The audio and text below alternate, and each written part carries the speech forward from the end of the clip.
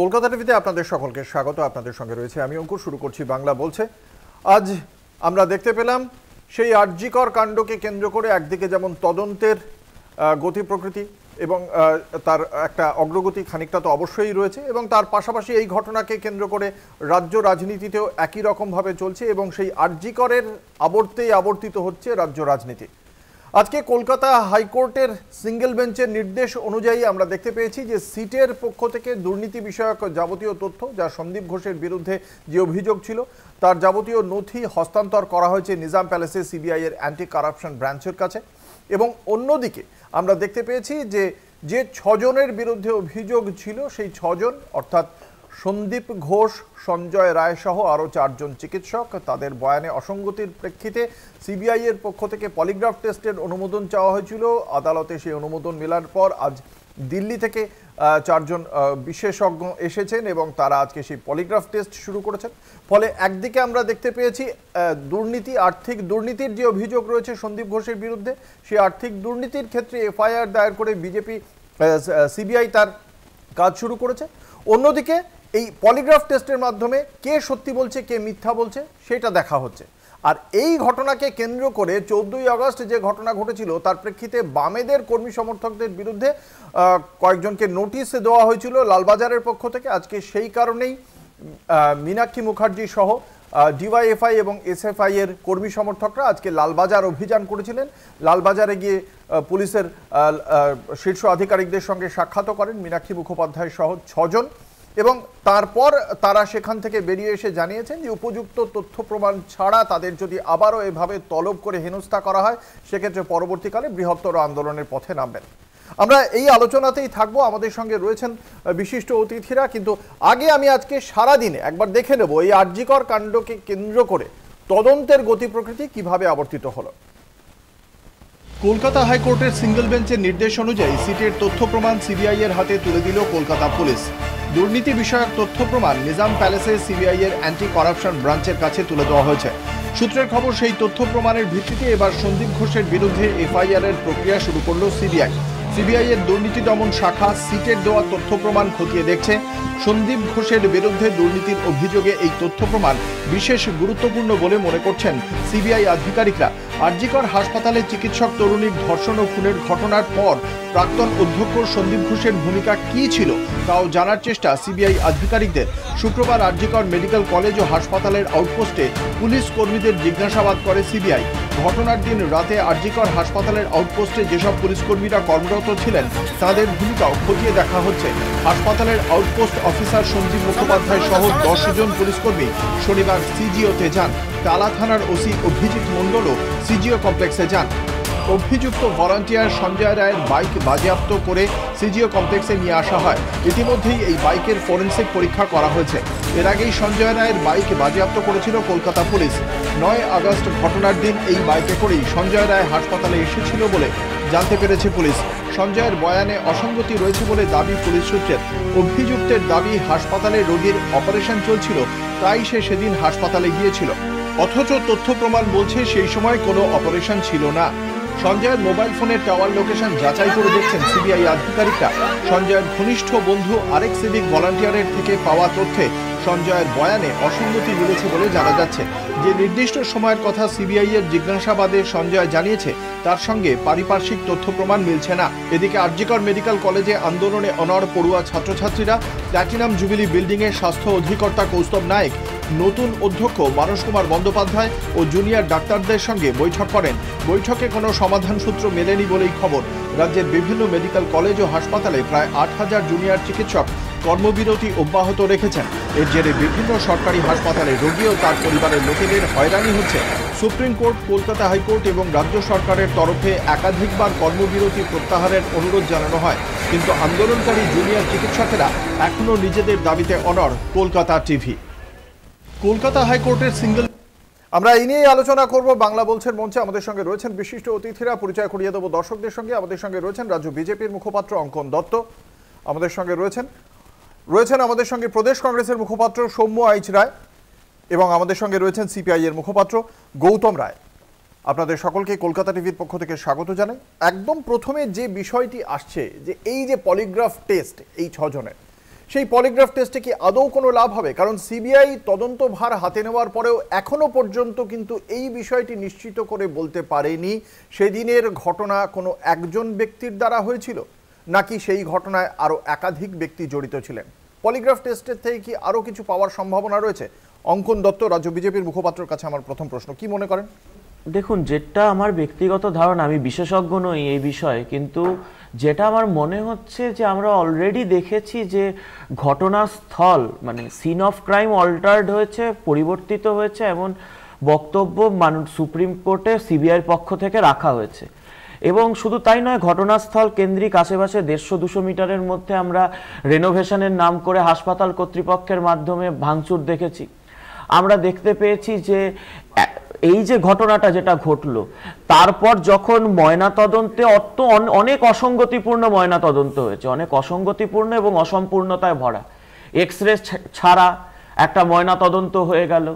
এবং মানে তড়িঘড়ি, মানে দেহদাহর ক্ষেত্রে তড়িঘড়ি যে তৃণমূল কংগ্রেসের প্রশাসনের পক্ষ থেকে যে আমরা তৎপরতা দেখলাম, তারপর আমার মনে হয় না যে সিবিআইয়ের কাছে আপাতত পলিগ্রাফ টেস্ট করা ছাড়া অন্য কোনো প্রামাণ্য দলিল আছে যা দিয়ে এই ঘটনার মানে সূত্র ধরে এই তদন্তটাকে এগিয়ে নেওয়া যাবে। এবং কোর্টও মনে করেছে, সুপ্রিম কোর্ট, হাইকোর্ট এরা মনে করেছে যে এই মানে তদন্তে সিবিআইয়ের পলিগ্রাফ টেস্টটা করা প্রয়োজনীয়, তাই পলিগ্রাফ টেস্টের অনুমতি দিয়েছে। এখন দেখা যাক কিভাবে তদন্ত এগোয়। কংগ্রেস কি মনে করছে? কংগ্রেসও কি একই মত পোষণ করে যে এই ঘটনায় যা তথ্য প্রমাণ ছিল সব ইতিমধ্যেই লোপাট হয়ে গিয়েছে, তারপরেই সেটা সিবিআই এর কাছে বাকি তথ্য প্রমাণ গিয়ে পৌঁছেছে, হস্তান্তর হয়েছে? দেখুন, আমি প্রথমে বলি যে পলিগ্রাফ টেস্ট করুক আর যাই করুক, তথ্য সামনে আনতে হবে, আসল দোষীকে ধরতে হবে, কারা পেছনে আছে ধরতে হবে। একটা কথা অঙ্কুর, এটা পরিষ্কার, কিসের এত তাড়াহুড়ো ছিল? আমি শুধু জানতে চাই হাড়িটা কিসের ছিল? মৃতদেহ শ্মশানে ফোন করে পরিবারকে বলা হচ্ছে, শ্মশানে যিনি ইনচার্জ তাকে বলা হচ্ছে তাড়াতাড়ি করো, তাড়াতাড়ি। এই হাড়িটা কেন ছিল? প্রশ্নটা হচ্ছে হাড়িটা কেন ছিল? আমি বলছি না, সুপ্রিম কোর্ট বলছে। সুপ্রিম কোর্ট বলছেন যে পৃথিবীর কোথাও শুনেছেন যে দেহ সৎকার করার পরে তারপরে এফআইআর লেখা হচ্ছে? পৃথিবীর কোথাও। ময়না তদন্তের কী প্রয়োজন ছিল? তাহলে কিছু তো একটা ব্যাপার, কারা ছিল পেছনে, কাদেরকে এত হারি কেন, কি প্রয়োজন, কাকে লুকোনোর চেষ্টা করেছিল? কলকাতা পুলিশের এত বীরপুঙ্গব কারা এত তাড়াতাড়ি বলতে চাইলো যে লুকিয়ে ফেলো, তাড়াতাড়ি লোকচক্ষুর আড়ালে তার ক্রিমেশন হয়ে যাবে। আমার প্রশ্ন হচ্ছে পলিগ্রাফ টেস্ট মানুষের আস্থা, confidence of a common people, মানুষ পুলিশের ওপরে আস্থা হারিয়ে ফেলেছেন। এই আস্থা হারানোটাকে, এই আস্থাটা কি ফিরে আনতে পারবেন মাননীয় মুখ্যমন্ত্রী? আমার সেটা জানতে ইচ্ছে করছে, কেন এত তাড়াহুড়ো করা হলো, কি কারণে? অর্থাৎ তার মানে আপনারা এই পলিগ্রাফ টেস্টেও কিছু হবে বলে খুব একটা আশাবাদী নন? আমরা পরিষ্কার পলিগ্রাফ টেস্টকে, আমি বিশেষজ্ঞ নই কিন্তু আমি পরিষ্কার বলছি পলিগ্রাফ টেস্ট কেন, যে কোনো টেস্ট করতে চাইলে করুন, কিন্তু পেছনে কে আছে, কালপ্রিটটাকে, কারা এর পেছনে আছে? আমরা এটা এখনো বিশ্বাস করি একা এই দুষ্কৃতকারী যার নাম বলা হচ্ছে তার দ্বারা এই কাজ করা সম্ভব নয়। সিপিআই গৌতম রায়, না, ঘটনাটা হচ্ছে, এই ঘটনাটা যেদিন ঘটেছিল তোমার মনে আছে, সেদিন প্রথম কলকাতা টিভিতে তোমরা শো করেছিলে ব্যাপারে। তো আমরা তখনই বলেছিলাম এই কথাটা, আমরা বলেছিলাম যে এই যে একটা বর্বরচিত নারকীয় ঘটনা, এই ঘটনা তো ব্যাখ্যা করার কোনো দরকার নেই। আর যাদের ধরেছে এদের ব্যক্তিগতভাবে আমার নাম উচ্চারণ করতেও ঘৃণাবোধ হয়, একদম, মানে আমি এই নামটা উচ্চারণ করতেই চাই না। আমরা 14 তারিখ রাত্রির বেলা যে জনপ্লাবন দেখেছি সেই কথার সঙ্গে সঙ্গতি রেখে একটাই কথা, সেটা হচ্ছে উই ওয়ান্ট জাস্টিস। আমরা বিচার চাই, দোষীদের দৃষ্টান্তমূলক শাস্তি চাই, পুলিশ কমিশনারের অপসারণ চাই, স্বাস্থ্যমন্ত্রী স্বরাষ্ট্রমন্ত্রীর অপসারণ চাই। এটা হচ্ছে মুদ্রা কথা, the part of this subject, আমার যেটা মনে হয়েছে। দ্বিতীয় কথা হচ্ছে পলিগ্রাফি টেস্ট, এই টেস্ট, ওই টেস্ট, সেই টেস্ট, ডিফারেন্ট টেস্ট হতে পারে, প্রশ্নটা তা না। প্রশ্ন হচ্ছে আজকে কিন্তু 15 দিন পেরিয়ে গেছে। আপনার কি মনে হয় যে 15 দিন পেরিয়ে গেছে। সিবিআই এর কাছে যে তথ্য দেওয়া হয়েছে, তারপর যেটা ভারতীয় জনতা পার্টির পক্ষ থেকে সরাসরি বলা হচ্ছে সিবিআই কি করবে, তাদের কাছে আর কোনো অপশনই নেই উইদাউট পলিগ্রাফ টেস্ট? সেটা তো পার্সিয়ালি তো অস্বীকার করা যাবে না। তার কারণ হচ্ছে তথ্য প্রমাণ লোপাট করার জন্য যেভাবে সেদিন ওই অ্যাবসলিউটলি জায়গাটাকে ভাঙা হচ্ছিল এবং মৃতদেহ যত তড়িঘড়ি পোড়ানো হলো, যেভাবে আমাদের ছাত্র যুবরা গিয়ে ওটাকে আটকানোর চেষ্টা করেছিল বলেই তো এটা এইভাবে অ্যাবসলিউটলি সবার সামনে এটা এসছে। তা নাহলে তো আসতো না। এ তো তড়িঘড়ি করে লাশ খুব দ্রুত তার সঙ্গে পুড়িয়ে দাও, এবং সেইটা অ্যাবসলিউটলি একটা সুপার পাওয়ার থেকে এই জিনিসটা কন্ট্রোল করা হয়েছে। এটা একক কোনো বিষয় নয়, এটা একটা অনেকগুলো লোকের সম্মিলিত। আমি একটা বিষয় বলছি যে বাম ছাত্র নেতা আনিস খান বলুন বা বিজেপি কর্মী দুলাল কুমার বলুন, আমরা মানে বারবার এই ঘটনা দেখেছি যে পুলিশ তড়িঘড়ি যে ময়নাতদন্ত সংশ্লিষ্ট হাসপাতাল কর্তৃপক্ষগুলিকে দিয়ে করাতে চায়, তারপর যখন সেটাকে দ্বিতীয় ময়নাতদন্তে আনা হয় সম্পূর্ণ একটা অন্য চিত্র মানুষের সামনে আছে।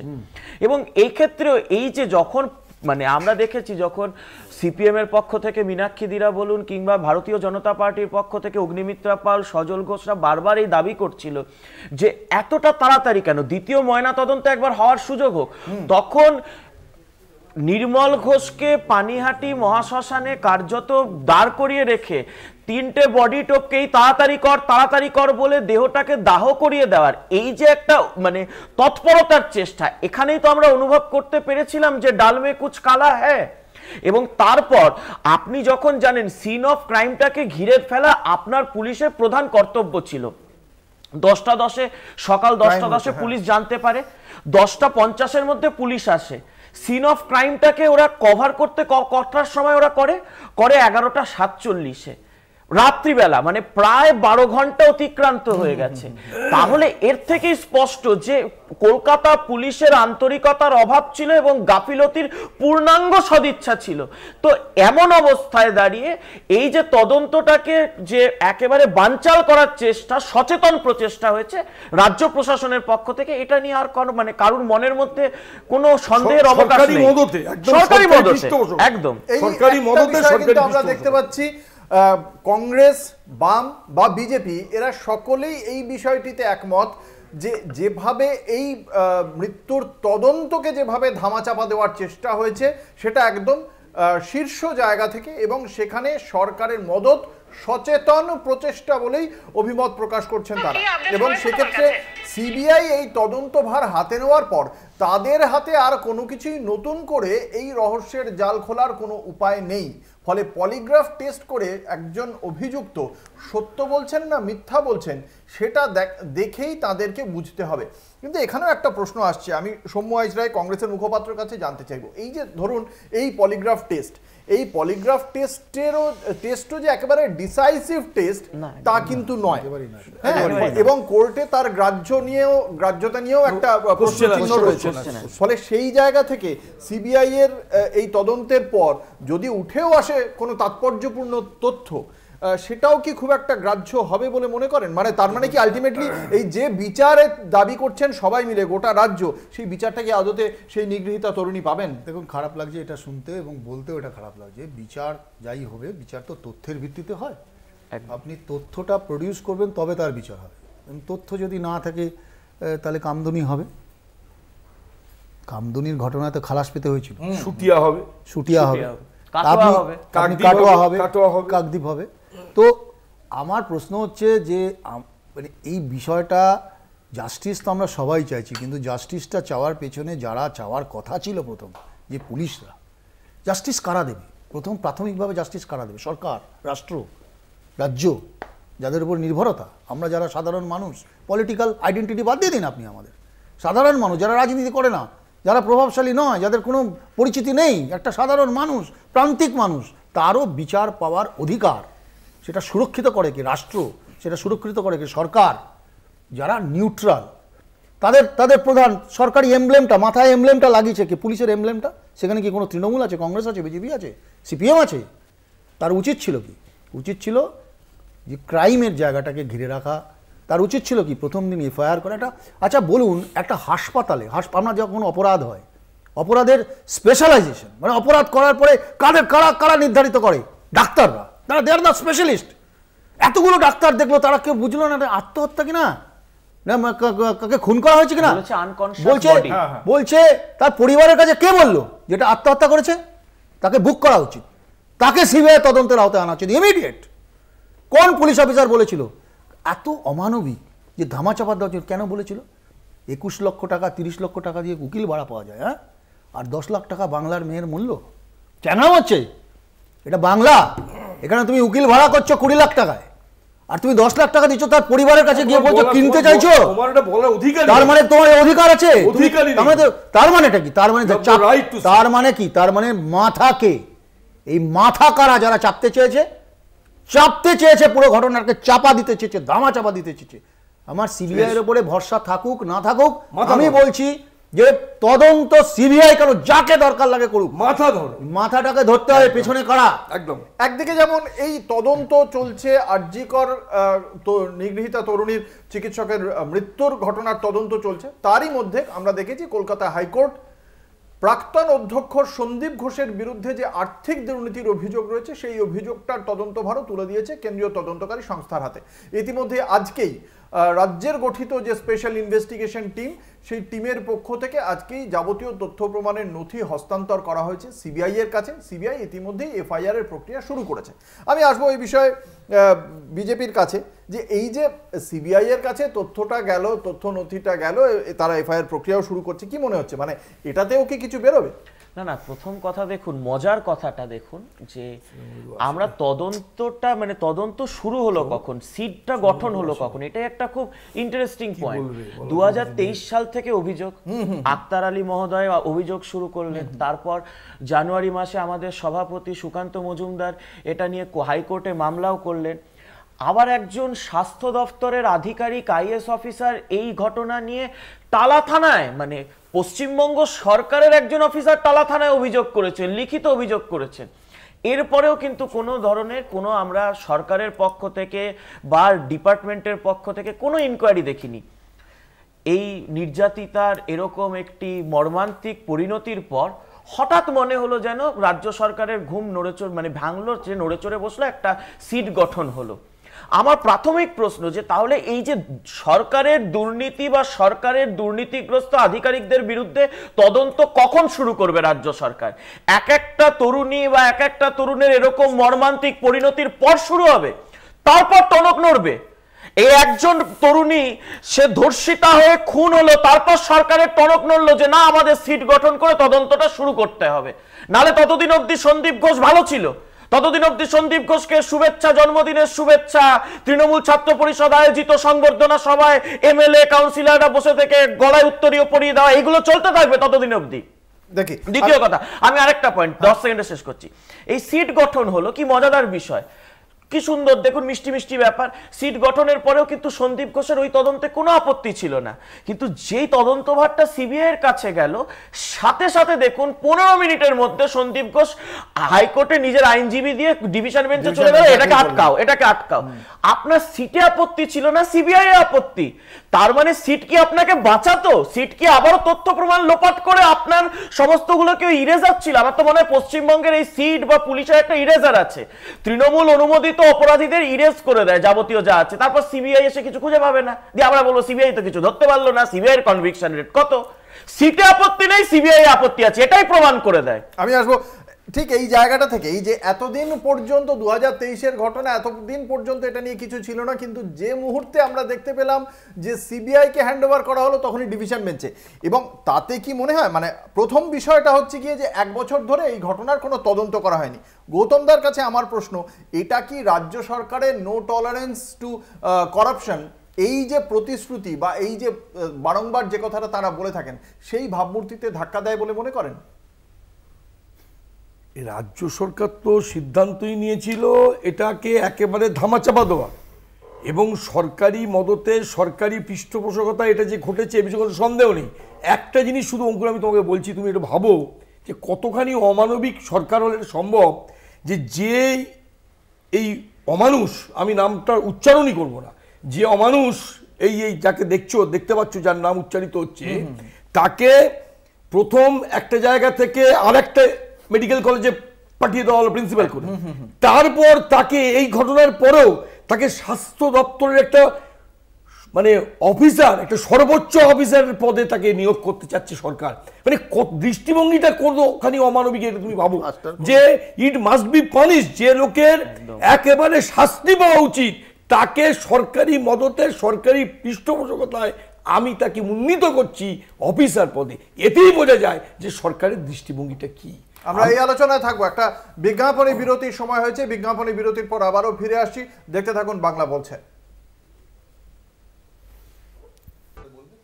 ফিরে এলাম বিরতির পর, আপনারা দেখছেন বাংলা বলছে, আপনাদের সঙ্গে রয়েছে আমি অঙ্কুর। যে আলোচনায় আমরা ছিলাম যে এই যে দুর্নীতির, আর্থিক দুর্নীতির যে অভিযোগ সন্দীপ ঘোষের বিরুদ্ধে, তার তদন্তভার এই মুহূর্তে সিবিআই এর হাতে, কিন্তু যে তদন্তভার আগে রাজ্যের গঠিত সিটের হাতে ছিল, এখনো পর্যন্ত সেই ঘটনার তদন্ত 1 বছর ধরে ফেলে রেখেছিল রাজ্য প্রশাসন। রাজ্য প্রশাসনের এই যে মানে তদন্তে গড়িমসি, এটাকে কিভাবে দেখছে প্রদেশ কংগ্রেস? সৌম্য এইচ রায়ের কাছে আমার প্রশ্ন। আমরা আগেই বলেছি, সিট মানে হচ্ছে কি বলো তো, সিট মানে তো সিট, মানে তদন্তের উপর বসে পড়বে, পুরোপুরি সিট, বসে পড়ো। 45টা মামলা হয়েছিল ইয়ের বিরুদ্ধে, খুনের মামলা সহ শাহজাহানের বিরুদ্ধে, একবার গ্রেপ্তার হয়েছিল। আমি বলছি যে রাজ্য সরকার একটা নিজার্ক সিচুয়েশন দেয়, একটা নিজার্ক সিচুয়েশন, হঠাৎ করে বিরাট একেবারে বিপ্লবী হয়ে গেল, বিরাট একেবারে বিশাল আন্দোলন করতে শুরু করে দিল, রাস্তা নেমে পড়লেন মুখ্যমন্ত্রী। পার্থ চট্টোপাধ্যায় ধরা পড়ার আগে পর্যন্ত মাননীয় মুখ্যমন্ত্রী জানতেন না যে পার্থ চট্টোপাধ্যায় বান্ধবীর বাড়িতে এত টাকা পাওয়া যাবে। তার আগের দিন তারা সভাতে ছিলেন। আমি বলছি রেশন, গরু, কয়লা, মুখ্যমন্ত্রী কিছুই জানতেন না। মুখ্যমন্ত্রী ভূমি রাজস্ব দপ্তরে যে দুর্নীতি হয় ওনার দপ্তর উনি জানতেন না কিছু। স্বাস্থ্য দপ্তরে এত বড় দুর্নীতি উনি জানতেন না। দুটো জিনিস হতে পারে, আইদার উনি জানতেন না, তাহলে উনি ইনক্যাপেবল, আর উনি জানতেন, ধামাচাপা দিয়েছেন, তাহলে উনি অপরাধী। তাহলে ওনাকে বলতে হবে যে আপনি 13 বছরের মুখ্যমন্ত্রী থাকাকালীন এই সিচুয়েশন, আজকে সিট খুব অ্যাক্টিভ হয়ে পড়ে। যখন অ্যাক্টিভ কখন হয়? যখন অন্য তদন্তকারী সংস্থা জিনিসটাকে নেয়। তার মানে কি? It becomes a escape route. মানে এটা হচ্ছে নিজার্ক, জিরো টলারেন্স বলে না, আমরা বলি যে নিজার্ক সিচুয়েশন। মুখ্যমন্ত্রী সবসময় নিজার্ক সিচুয়েশন, হঠাৎ করে বেরিয়ে পড়লেন, উনি কিছুই জানতেন না। দেখো, পশ্চিমবাংলার মুখ্যমন্ত্রীর কাছে 3টে দপ্তর হচ্ছে দুর্নীতির ঘুঘুর বাসা। এই যে লোকটা না, এই যে লোকটা যার নাম করতে আমাদের ঘেন্না হয়, এই হচ্ছে ঘুঘুর বাসার বাস্তু ঘুঘু। কি হয়নি ওখানে? ওই হাসপাতালটার মধ্যে যা আমরা শুনতে পাচ্ছি, ড্রাগের চোরা চালান থেকে শুরু করে ইত্যাদি সব হতো। মুখ্যমন্ত্রী জানতেন না, তাহলে পুলিশ কি করছেন? পুলিশ ঘুমোচ্ছেন, ঘুমোচ্ছে, মুখ্যমন্ত্রী ঘুমোচ্ছেন। দেখি দায় ওনাকে নিতে হবে। আমরা এই আজকে যে পলিগ্রাফ টেস্ট চলছে সেই বিষয়ের একটা সর্বশেষ আপডেট নেব। আমাদের সঙ্গে রয়েছেন আমাদের প্রতিনিধি সত্যসুন্দর ভট্টাচার্য। সত্যসুন্দর এই মুহূর্তে রয়েছেন সিজিও কমপ্লেক্সে, সিবিআই এর কার্যালয়। সত্যসুন্দর, যেটা তোমার কাছে জানতে চাইবো, এখনো পর্যন্ত সর্বশেষ আপডেটে কি পাচ্ছ সিবিআই সূত্রে? দেখো, পলিগ্রাফ টেস্ট যেটা বেলা 12টার কিছু পরে শুরু হয়েছে এবং সন্দীপ ঘোষের যে পলিগ্রাফ টেস্ট হচ্ছে তাতে কিন্তু বেশ কিছু মেডিকেল প্যারামিটারের উপর নির্ভর করছে এই পলিগ্রাফ টেস্টের রেজাল্ট। এবং যে সেখানে যারা চিকিৎসক রয়েছেন, বিশেষজ্ঞ চিকিৎসক, তারাও কিন্তু গোটা বিষয়টা মনিটরিং করছেন। এবং এই গোটা বিষয়টার মধ্যে একটাই যোগসূত্র তারা খুঁজে পাওয়ার চেষ্টা করছেন। তার কারণ হলো যে ইতিমধ্যেই সন্দীপ ঘোষকে জিজ্ঞাসাবাদ করা হয়েছে টানা 8 দিন ধরে, তার বয়ান রেকর্ড করেছে সিবিআই আধিকারিকেরা। এবং এই পলিগ্রাফ টেস্টের মাধ্যমে তার কাছ থেকে যে ভিডিওগ্রাফি করা হচ্ছে এই পলিগ্রাফ টেস্টের, এবং এই পলিগ্রাফ টেস্টের মধ্যে তিনি কি বলবেন, এই জবানবন্দি যেটা রয়েছে সেটার সঙ্গে কিন্তু তার আগের দেওয়া যে বয়ান, সেই বয়ানগুলো কিন্তু মিলিয়ে দেখা হবে। 1 নম্বর। 2 নম্বর হলো যে সন্দীপ ঘোষের ভূমিকা কি ছিল যখন এই আউটপোস্টে কর্তব্যরত যে সমস্ত পুলিশ কর্মী তাকে এই গোটা ঘটনার বিষয়টি জানান, তখন শীর্ষ আধিকারিক হিসাবে আরজিকর মেডিকেল কলেজে তার ভূমিকা কি ছিল, এবং সেই সম্পর্কেও কিন্তু এই পলিগ্রাফ টেস্টের মাধ্যমে তার মনোভাব উঠে আসবে, এমনটাও কিন্তু আন্দাজ করছেন সিবিআই আধিকারিকেরা। আগামী 5ই সেপ্টেম্বর সুপ্রিম কোর্টের পরবর্তী শুনানি রয়েছে। তার আগে পলিগ্রাফ টেস্টের এই তথ্য প্রমাণ কিন্তু যথেষ্ট জরুরি এবং গুরুত্বপূর্ণ, এবং সেই তথ্য প্রমাণের উপর ভিত্তি করেই তদন্তের একটা নতুন দিক উঠে আসতে পারে, এমনটাই কিন্তু আশা করছেন সিবিআই এর আধিকারিকেরা। এবং সেই কারণেই এই পলিগ্রাফ টেস্ট সত্যসুন্দর, এখনো পর্যন্ত কি এটা জানা গেছে যে সন্দীপ ঘোষেরই কি একমাত্র হয়েছে, নাকি তার সঙ্গে যে আরো 4জন চিকিৎসকের হওয়ার কথা ছিল তাদের, মানে সন্দীপ ঘোষের শেষ হওয়ার পর অন্য কারো কি শুরু হয়েছে, নাকি সন্দীপ ঘোষেরই এখনো পর্যন্ত চলছে, এই সংক্রান্ত কি কিছু তথ্য, সুনির্দিষ্ট তথ্য পাওয়া যাচ্ছে সিবিআই সূত্রে? দেখো, এখনো পর্যন্ত সূত্র মারফত যেটা জানা যাচ্ছে শুধুমাত্র সন্দীপ ঘোষেরই পলিগ্রাফ টেস্ট হচ্ছে। অন্য বাকি যে 4 চিকিৎসক এবং সঞ্জয় রায় ইতিমধ্যেই প্রেসিডেন্সি সংশোধনাগারে রয়েছেন। আজকে সিবিআই এর একটি দল প্রেসিডেন্সি সংশোধনাগারে গিয়েছিল এবং সেখানে গিয়ে তারা জেল কর্তৃপক্ষের সঙ্গে আলোচনা করে সঞ্জয় রায়ের পলিগ্রাফ টেস্টের বিষয়ে তারা প্রস্তুতি নিচ্ছেন, এমনটাও কিন্তু সূত্র মারফত জানা যাচ্ছে। ফলে আজকে শুধুমাত্র সন্দীপ ঘোষের পলিগ্রাফ টেস্ট হচ্ছে, এটাই কিন্তু এখনো পর্যন্ত সূত্রের খবর। সত্যসুন্দর, আরেকটি বিষয় জানতে চাইবো তোমার কাছে। আরজিকর কাণ্ডের প্রেক্ষিতে ওসি সঞ্জয় মুখোপাধ্যায় সহ 10 জন পুলিশ কর্মীকে তলব করা হয়েছিল সিজিওতে। তাদের কি ইতিমধ্যেই তারা কি সিজিও থেকে বেরিয়ে গিয়েছেন? মানে তাদের জিজ্ঞাসাবাদ পর্ব কি আজকে শেষ হয়ে গিয়েছে আজকের মতো?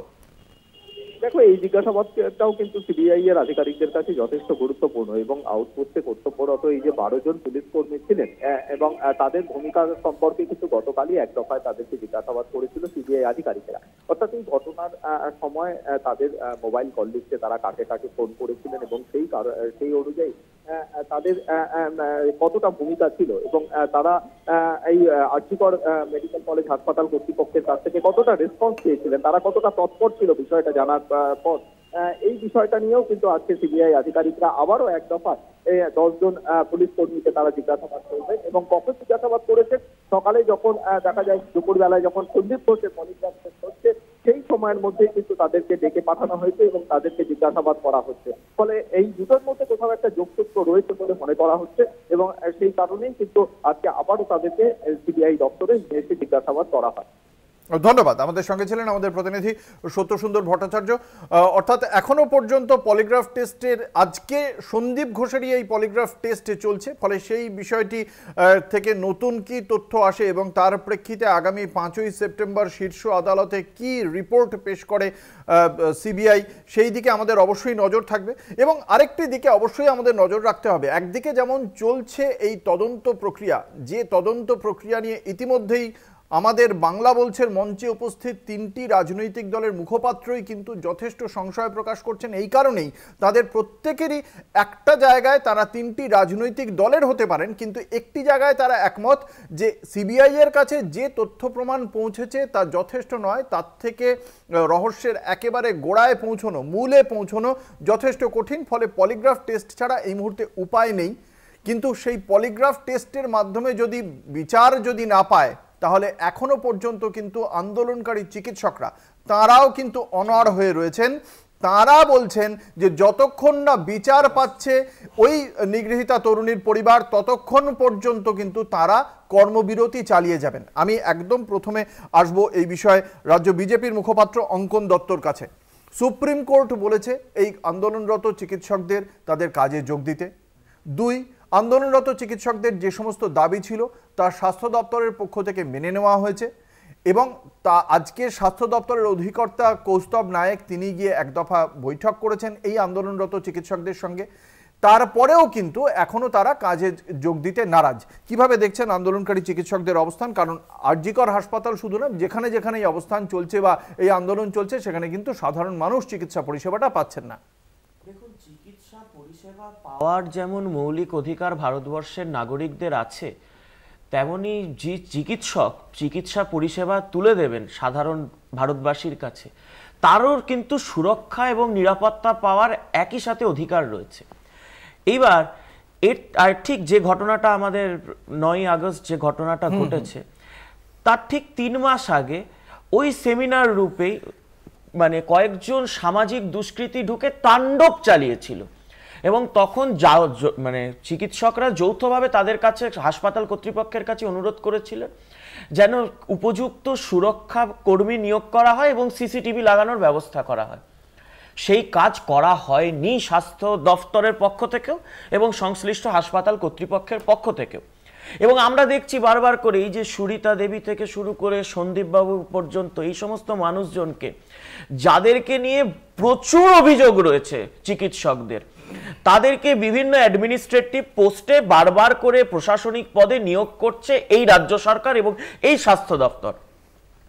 এবার আপনি বলুন যে এমতাবস্থায় দাঁড়িয়ে কোন চিকিৎসক এখানে মানে এটা এই যে এই ডিউটিগুলো পালন করার ক্ষেত্রে তারা সচেতন হবে। হতে পারে যে সেখানে সুপ্রিম কোর্টের নির্দেশে সিআইএসএফ জওয়ানরা নিযুক্ত হয়েছে নিরাপত্তার কাজে, কিন্তু বাদবাকি প্রশ্নগুলো, সেইগুলো যে বাদবাকি যে প্রশ্নগুলো চিকিৎসকরা তুলছেন তার নিরসন কখন হবে, এটাও তো আমাদের দাবি।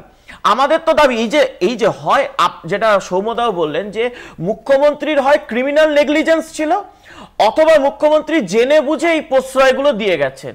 সুতরাং স্বাস্থ্যমন্ত্রীর পক্ষ থেকে কবে বিবৃতি আসবে?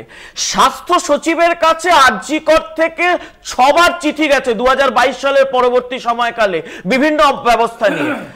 আজ পর্যন্ত স্বাস্থ্য সচিব একটা চিঠির ইমেলে জবাব দেয়নি কর্তব্যরত চিকিৎসক বা চিকিৎসক পড়ুয়াদের। তাহলে এই স্বাস্থ্য সচিবের অপসারণ কবে হবে?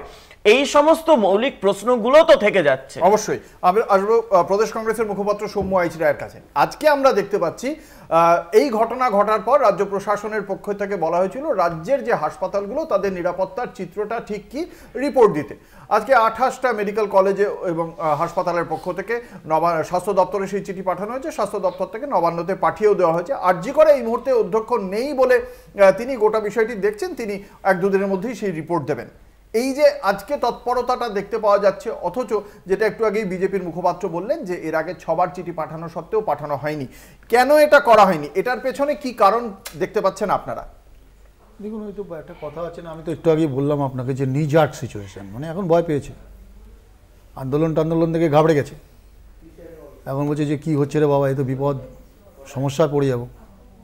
আর বর্ষাকালে আকাশের মেঘটেক খুব খারাপ, বৃষ্টি হবে, সিচুয়েশন খারাপ। বাংলার আপমর রাজনীতির বাইরে মানুষজন, আপমর রাজনীতিক মানুষজন সবাই বলছেন অন্য কথা, তো বলে সেই সিচুয়েশনে দাঁড়িয়ে উনি এখন ড্যামেজ কন্ট্রোল করতে চাইছেন। নি জার্ক সিচুয়েশন বলা হয়। যখনই সমস্যা হবে তখন একটা করে মিটিং করো, লোকজনকে ডাকো, তো সবটাই তো। কিন্তু সেটা তো না এখন হলো, কিন্তু এতদিন এই যে 6টা মেল যাওয়ার পরেও স্বাস্থ্য দপ্তর কাজ করেনি, সেই কাজটা না করার পেছনে কি কারণ থাকতে পারে? মানে সেটা কি শুধুমাত্রই অনিচ্ছা, অনীহা? তো এত বড় রত্ন, এরাদের রত্নদের তো রাখতে হবে। এই তো বঙ্গবিভূষণ রত্ন দিয়ে দিতে পারলেই ভালো হতো। বঙ্গবিভূষণ রত্নটা দেওয়া শুধু বাকি ছিল। তৃণমূলের মধ্যে তৃণমূলের লোকেরা বলছে, দেখি যে আমি জাস্ট ক্লোজ করি, যেভাবে প্রশাসন চলছে, তৃণমূলের সেনাপতি অভিষেকবাবু বলছেন দ্য ওয়ে দ্য গভর্নেন্স চলছে, মুখ থুবড়ে পড়েছে। এখন মুখে এখন বাঁচাবে কী করে? এখন এইসব করবে, এখন দেখাচ্ছে এই মিটিং করছে, সেই মিটিং করছে। 2022 সাল পর্যন্ত এই বঙ্গবিভূষণ, এই কি বিভূষণ না কি, এই ভদ্রলোক মানে একদম রত্ন, তার বিরুদ্ধে কোনো তদন্ত হয়নি, বাস্তু ঘুঘু। তো তবে এখন সব স্কুলিংয়ের মতো বেরোচ্ছে। আমি আসবো গৌতম রায়ের কাছে। আপনার কি মনে হয় যে এই যে এখনো পর্যন্ত এই যে চিকিৎসকরা কর্মবিরতি চালিয়ে যাচ্ছেন, আপনারা কি এটাকে সমর্থন করেন? না, চিকিৎসকদের তো বক্তব্যটা খুব পরিষ্কার।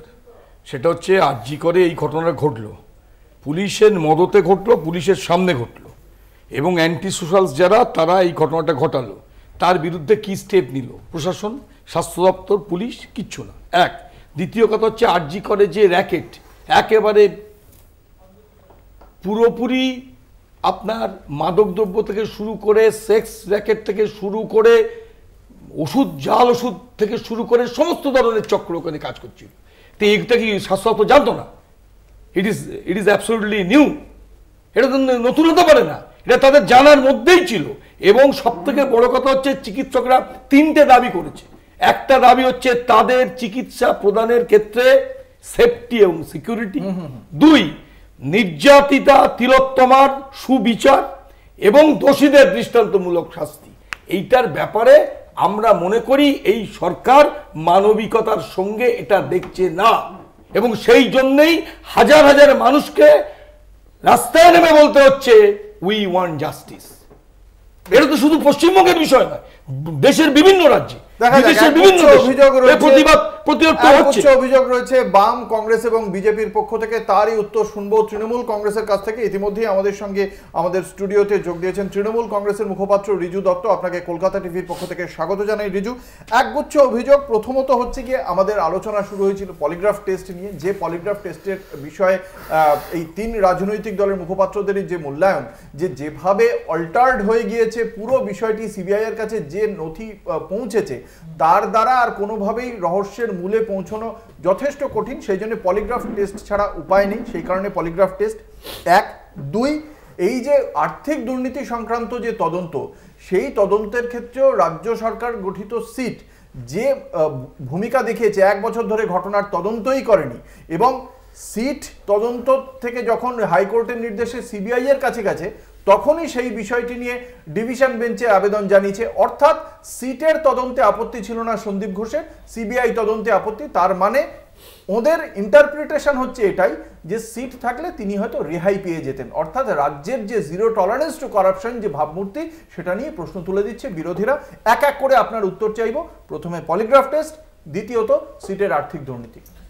থ্যাংক ইউ সবাইকে, শুভ সন্ধ্যা। প্রথমে আপনার থেকে একটা অনুমতি চাইছি যে আপনার চ্যানেলে বসে সত্যতার খাতিরে রেফারেন্স হিসেবে অন্য চ্যানেলের নাম নিতে পারবো?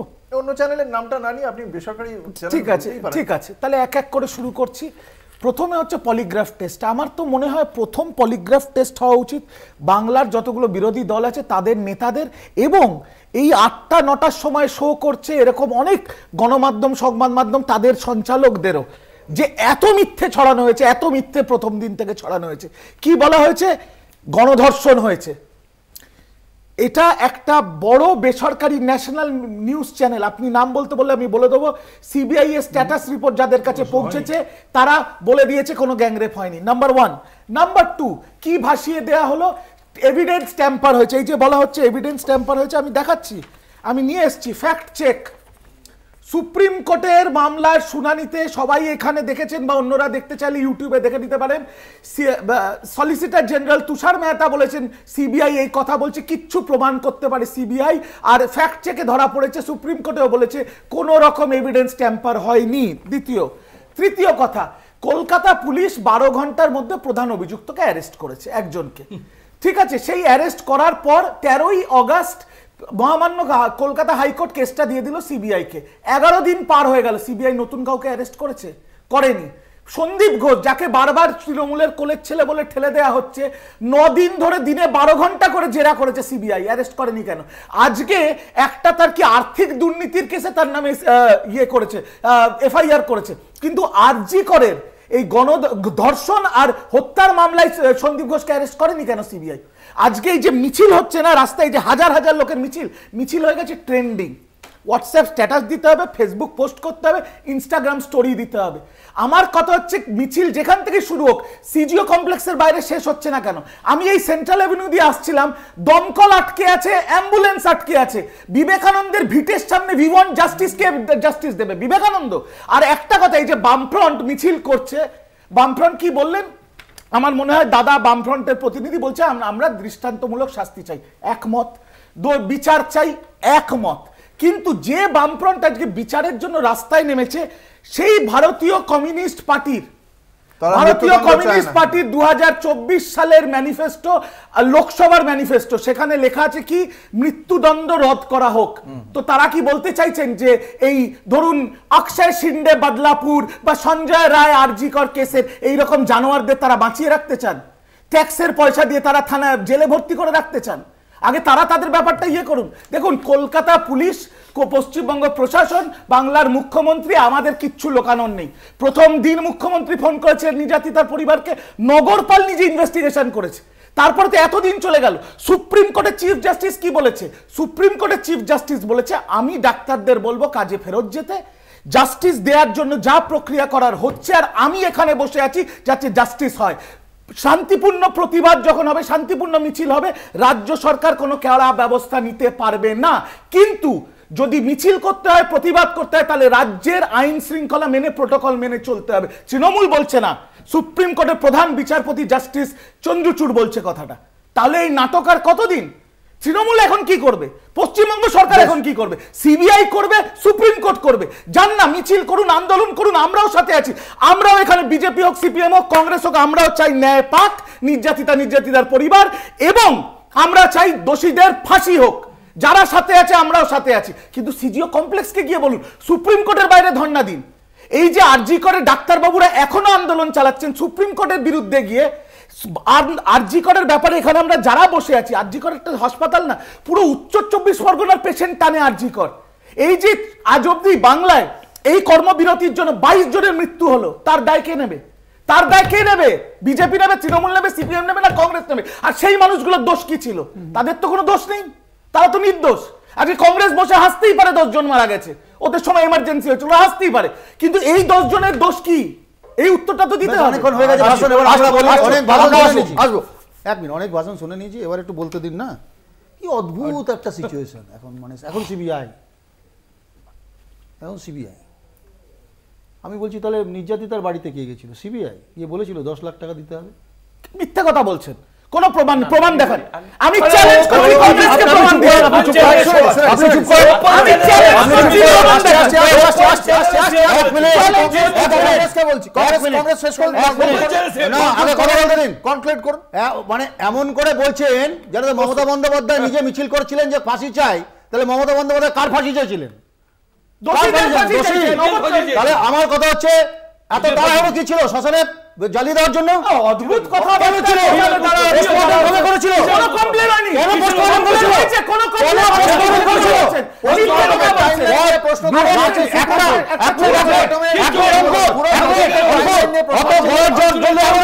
সকালবেলা একটা এত বড় রাতের ঘটনা, রাত্রি 12 ঘন্টা পরে ফায়ার করা হয়েছে কেন? কেন পুলিশ করেছে?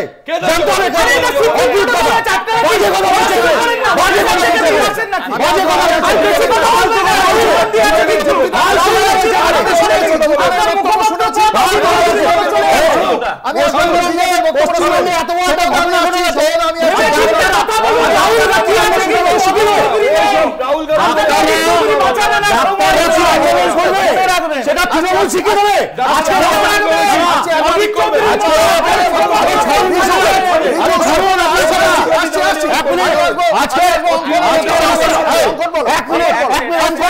রাস্তা বন্ধ, ন্যাশনাল হাইওয়ে বন্ধ করে তৃণমূল করেছিল, তৃণমূল ন্যাশনাল হাইওয়ে বন্ধ করে দিয়েছিল, আজকে রাস্তা বন্ধ দেখাচ্ছে। এত বড় একটা ঘটনা।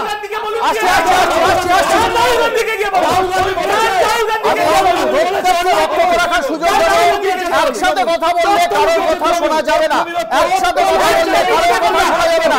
আসছি, কারোর কথা শোনা যাবে না, এভাবে একসাথে কথা বললে আমি আসছি। সুপ্রিম কোর্ট বিজেপির বক্তব্য শুনেছি,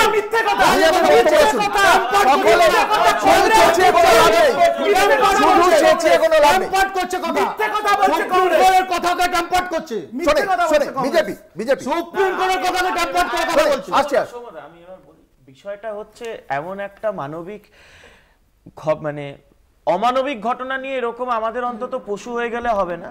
প্রথম কথা হলো যে এখানে বলা হলো নাকি যে এভিডেন্স ট্যাম্পারিং ইত্যাদি ইত্যাদির কথা।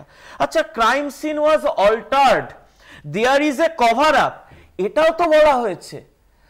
তুষার মেহতার পক্ষ থেকে সলিসিটর জেনারেল তো এটাও বলেছেন, আমিও তো দেখাতে পারি। আরে কি অদ্ভুত কথা, তুমি আমার সঙ্গে, আমি কিন্তু তোমাকে ডিসকাস করিনি।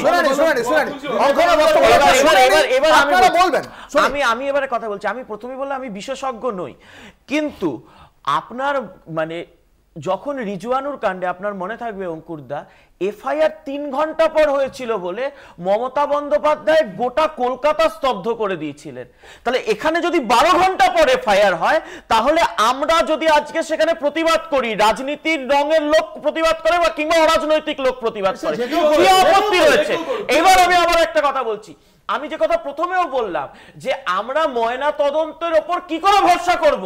ময়না তদন্ত যখন এই রাজ্যের প্রশাসন করে, সেখানে বরাবর কোন দোষীদের ধামাচাপা দেওয়ার ঘটনা থাকে, সেটা বিজেপি কর্মী দুলাল কুমার থেকে শুরু করে আনিস খান আমরা দেখেছি, তথ্য লোপাট করা হয়। আর এখানে এত কথা বলা হচ্ছে না আমাদের কিছু লুকানোর নেই, আমরা সিবিআই এর হাতে দিয়ে দেব।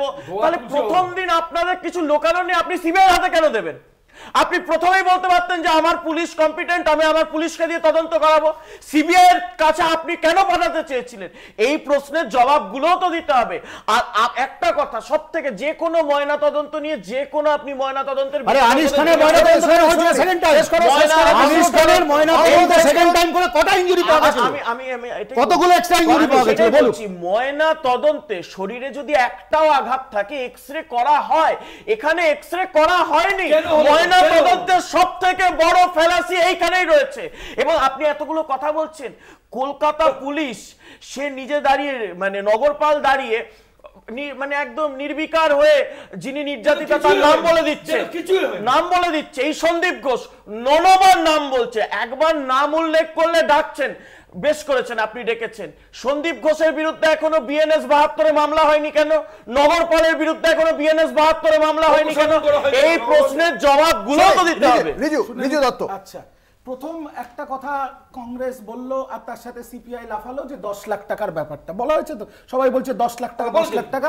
আমি একটা জিনিস একটু জুম করে দেখাবেন, আমার তথ্য তৃণমূলের না, একটু দেখে নিন, যদি কোনো আপত্তি থাকে প্রতিবাদ করবেন অবশ্যই। এটা কি? এটা হচ্ছে নালসা। নালসা কি? ন্যাশনাল লিগাল সার্ভিসেস অথরিটির ইন্ডিয়া গভর্নমেন্টের কম্পেনসেশন অফ উইমেন ভিকটিম, তার 10 নম্বর পাতায় শিডিউল ফর উইমেন্স ক্রাইমে বলা আছে পরিষ্কারভাবে যে কেন্দ্রীয় সরকারের নিয়ম যে কারুর যদি ধর্ষণ করে মৃত্যু হয় তার জন্য কম্পেনসেশন 10 লাখ টাকা। এখানে মমতা ব্যানার্জি কোথা থেকে দোষ হলো? এটা কেন্দ্রীয় সরকারের নিয়মাবলী। আমি এবার শেষ করি, শেষ করুক আপনাদের মধ্যে তো ভগবান, এটা তো আচ্ছা ঠিক আছে, জাজমেন্টের পরে আচ্ছা জাজমেন্টের পরে আসবে রাষ্ট্রপক্ষ সমর্থনে জবাবটা দেখছে। আচ্ছা, সেকেন্ড অঙ্কন যেটা বললো পোস্টমর্টমের কথা, পোস্টমর্টম হয়েছে নির্যাতিতার। পোস্টমর্টম যখন হয়, সেই পোস্টমর্টম হয়েছে তার পরিবারের উপস্থিতিতে, ডিস্ট্রিক্ট ম্যাজিস্ট্রেটের উপস্থিতিতে, 3 জন ডাক্তারের উপস্থিতিতে কমপ্লিট ভিডিওগ্রাফ করা হয়েছে। আর পোস্টমর্টমের পুরো ভিডিওগ্রাফিটা সিবিআই এর কাছে আছে। যদি পোস্টমর্টম রিপোর্টে, যেটা বিরোধী পক্ষরা বলছে যে প্রমাণ লোপাট হয়েছে, তাহলে যে 3 জন ডাক্তার সই করেছে তার মা বাবা এবং যে ডিস্ট্রিক্ট ম্যাজিস্ট্রেট প্রেজেন্ট ছিল তাদেরকে একবারও লাস্ট 11 দিনে সিবিআই ডেকেছে না সুপ্রিম কোর্ট ডেকেছে? উত্তরটা তো বাস্তবভাবে দিতে হবে। আবেগে আমরা বলতে পারি না, নিশ্চয়ই আবেগ অনেক জায়গায় থাকতে হয়, সাইন্স তো রাজনীতি দিয়ে চলে না। একটা তথ্যটা কে দিয়েছিল সিবিআই? তার সঙ্গে রিজুকে একটা প্রশ্ন জুড়ে তথ্যটা কে দিয়েছিল? একটু আগে বিজেপির পক্ষ থেকে প্রশ্ন তোলা হয়েছিল যে প্রায় 1 বছর আগে এই সন্দীপ ঘোষের বিরুদ্ধে এলিগেশন ছিল, চিঠি পাঠানো হয়েছিল, কিন্তু 1 বছর ধরে সেটার কোনো মানে তদন্তই শুরু হয়নি। আচ্ছা, প্রথমে একটা ডিসক্লেমার দিয়ে শুরু করি। ডিসক্লেমারটা হচ্ছে আমি কিন্তু সন্দীপ ঘোষের পক্ষ থেকে আসেনি, তাও আমি একটা কথা বলবো, উত্তরটা দেব। যেটা ভুল সেটা ভুল, যেটা ঠিক সেটা ঠিক।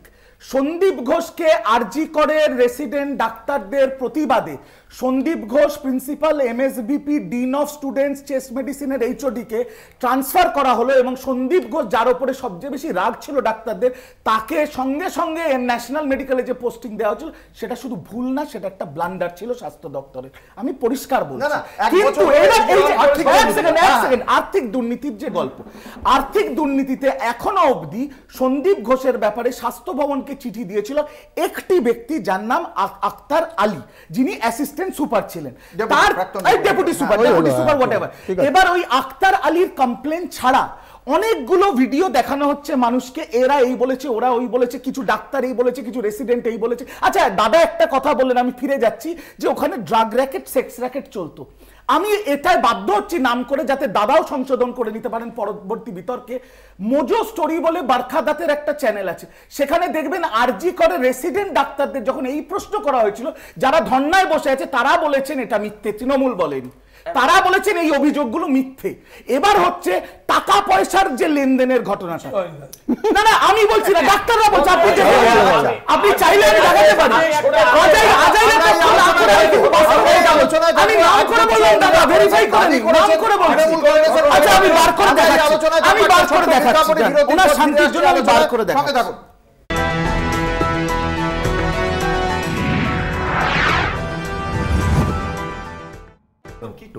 ফিরে এলাম বিরতির পর। আপনারা দেখছেন বাংলা বলছে, আপনাদের সঙ্গে রয়েছে আমি অঙ্কুর। বিরতিতে যাওয়ার আগে তৃণমূল কংগ্রেসের পক্ষ থেকে যে সমস্ত যুক্তি বা যে দাবি করা হয়েছিল তার উত্তর শুনবো একে একে বিরোধী রাজনৈতিক দলগুলির কাছ থেকে। প্রথমে বিজেপি, অঙ্কন দত্ত।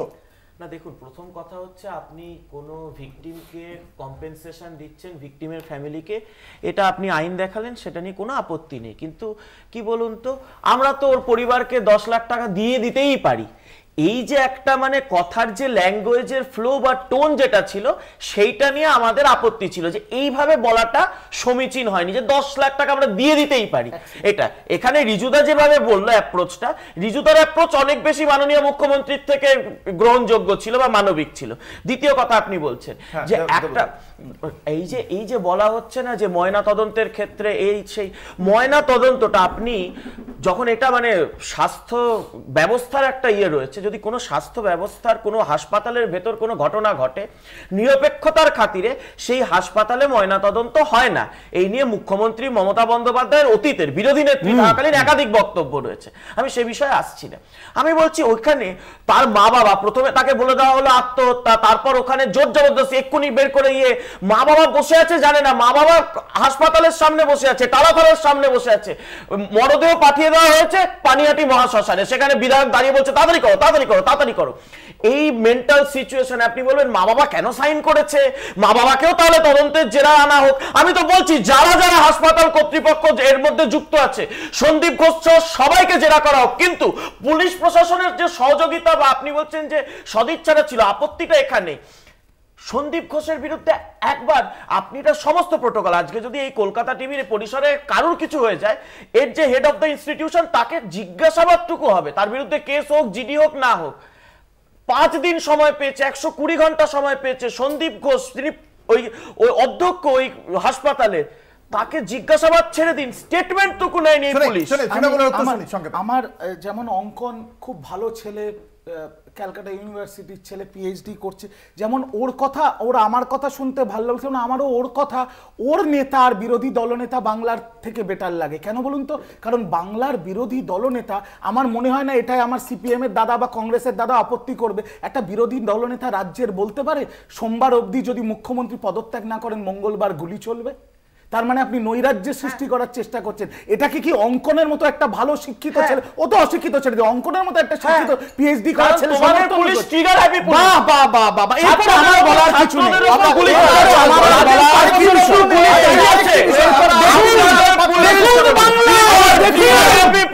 দেখুন বাংলা, দেখুন লাশের রাজনীতি,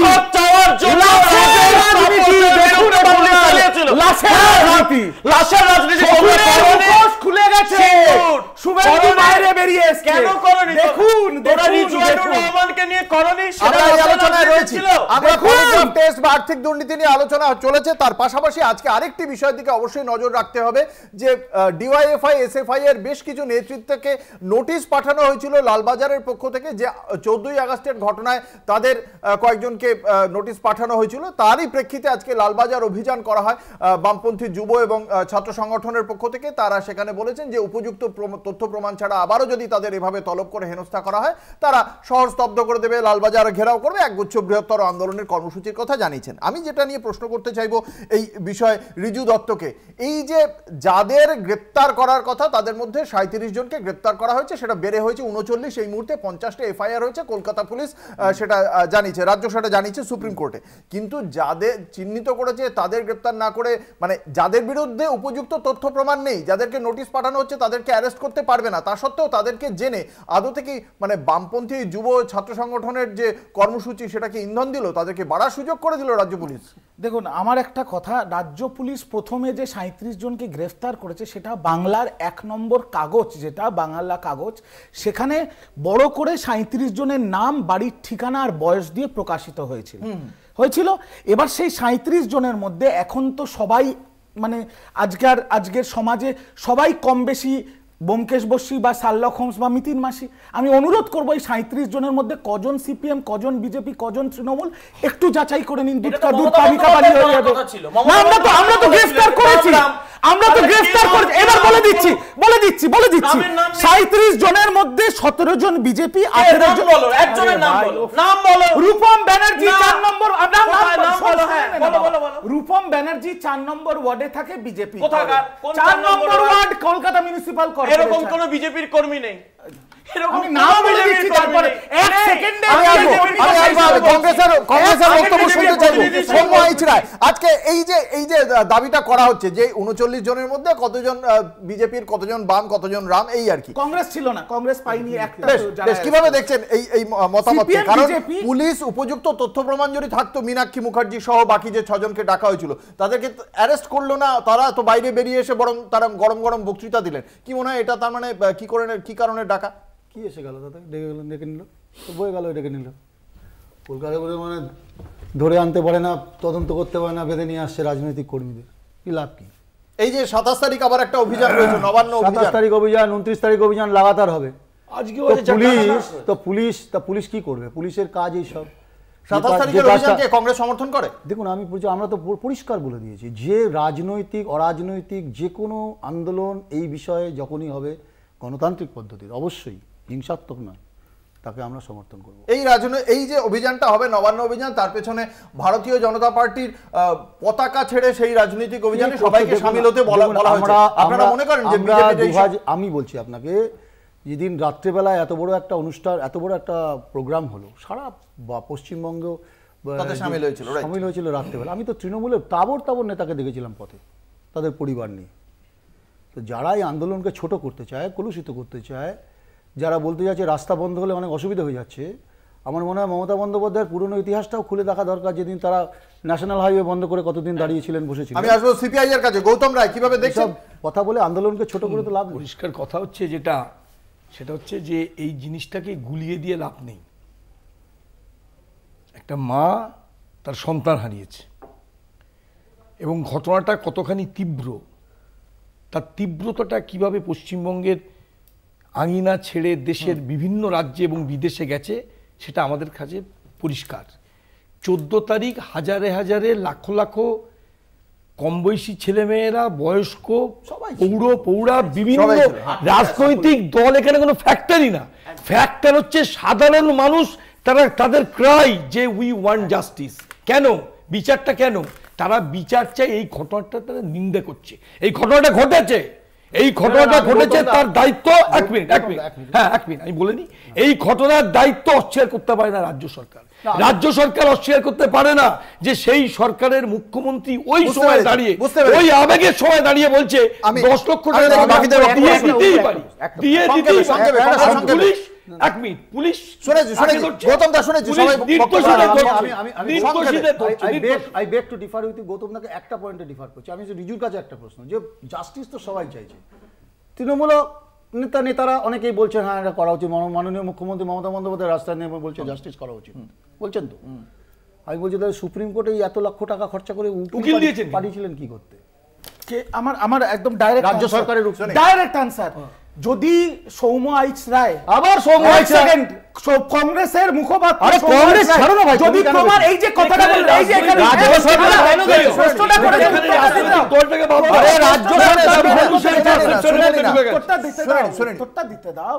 এই যে সৌম্য আইচ রায় বললো না যে মমতা ব্যানার্জি পশ্চিমবঙ্গ সরকারের টাকা খরচা করে 21 জনকে পাঠিয়েছে, ওখানে কপিল সিব্বলকে পাঠিয়েছে, এটা যদি কংগ্রেস প্রমাণ করতে পারে তাহলে যা বলবে তাই।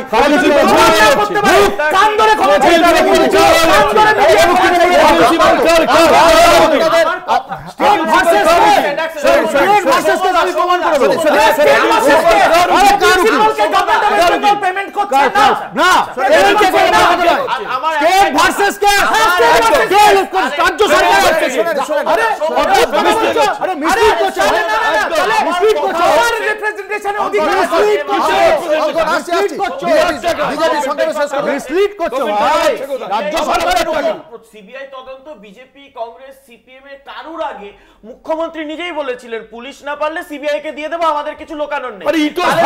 তাহলে সিবিআই যখন তদন্ত করছে, 21 জনের আইনজীবীর প্যানেল, আপনি 1 টাকায় দিন, আপনি 21 লক্ষ টাকায় দিন, আপনি 1 কোটি টাকা দিন, কিসের